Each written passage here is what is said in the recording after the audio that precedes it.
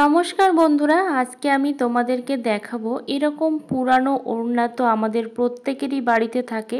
সেই ওড়নাগুলো কিন্তু আমরা ফেলে দিয়ে থাকি, কোনো রকম কাজেই আমরা এগুলোকে লাগাই না। অনেক সময় কি হয়, এইগুলো পরে থাকতে থাকতে আমরা এক সময় কিন্তু একেবারেই ফেলে দিই। তো এরকম পুরানো ওড়না দিয়ে কিন্তু অনেকগুলো টাকা আমরা সাশ্রয় করতে পারবো।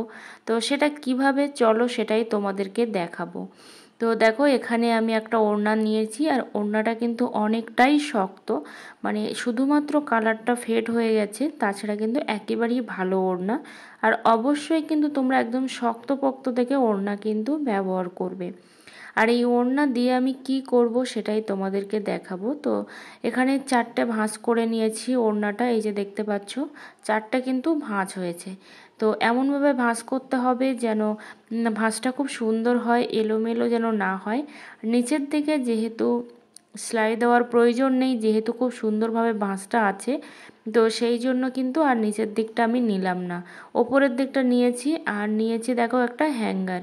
তো এরকম হ্যাঙ্গার তো আমাদের প্রত্যেকেরই ঘরে থাকে। অবশ্যই কিন্তু তোমরা চেষ্টা করবে শক্ত হ্যাঙ্গার নিতে, কোনো রকম প্লাস্টিকের হ্যাঙ্গার ব্যবহার করবে না, তাহলে কিন্তু এটা ভেঙে যাবে। আর এবার এইটা দেখো ভাঁজ করে দিয়েছি সামনের দিকে, যে তুমি খোলা পাটটা দিয়েছি, কারণ একবার সেলাই করলেই কিন্তু হয়ে যাবে। তোমরা এটা চাইলে কিন্তু মেশিনেও সেলাই করতে পারো, আবার কিন্তু তোমরা হাতেও করে নিতে পারো। যেহেতু এটা আমি আমার জন্য বানাচ্ছি, সেই জন্য কিন্তু আমি খুব ভালো করে এটাকে সেলাই দেব। তো এটা হবে জুতোর র্যাক। তো এটা প্রত্যেকেরই জন্য কিন্তু নয়, যাদের জুতোর র্যাক নেই কিংবা তোমরা কিনতে পারছো না, তাদের জন্যই কিন্তু এটা। আর এত সুন্দরভাবে এই র্যাকগুলো হয়, যেটার ফলে কিন্তু কোনো রকম ধুলো ময়লা কিন্তু কোনো রকমভাবেই জমে না এই জুতোর মধ্যে। কারণ আমরা যে র্যাকগুলো বাজার থেকে কিনি কিংবা অনলাইন থেকে কিনে থাকি, সেই র্যাক কিন্তু প্রচুর পরিমাণে ধুলো জমে, তোমরা ভালো করে খেয়াল করবে।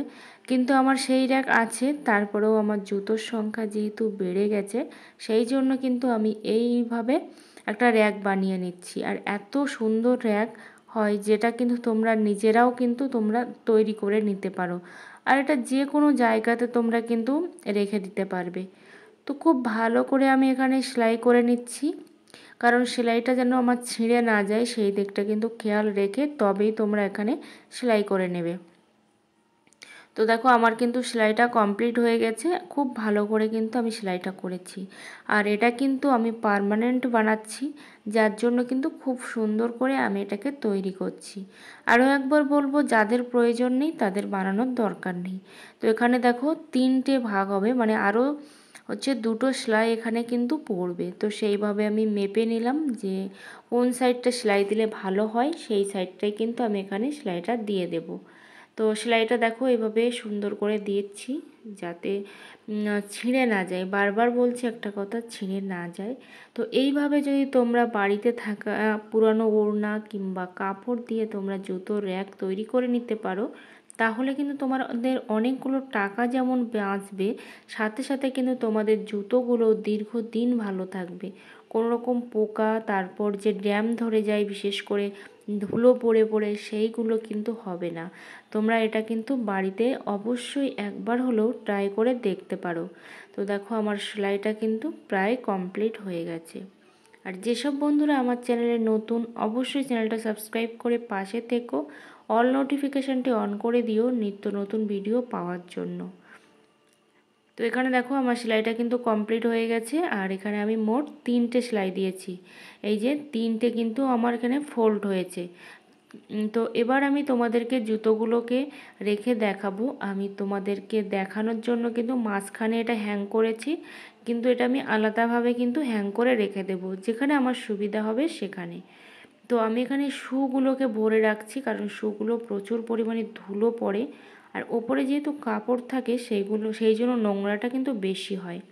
তো এখানে আমি শুগুলো ভরে দিচ্ছি। তোমরা চাইলে যে কোনো বাচ্চা থেকে বুড়ো যে কোনো জুতো কিন্তু এখানে তোমরা ভরে রাখতে পারো। তো এই যে দেখো কত সুন্দর লাগছে। আর এটা কিন্তু তোমরা যে কোনো একটা কর্নারেও হ্যাং করে রাখতে পারো, যাতে করে কেউ না দেখতে পায়, আবার তোমাদের জুতোগুলো একেবারেই সুরক্ষিত থাকবে। সেইভাবেই কিন্তু তোমরা এটাকে রেখে দিতে পারো।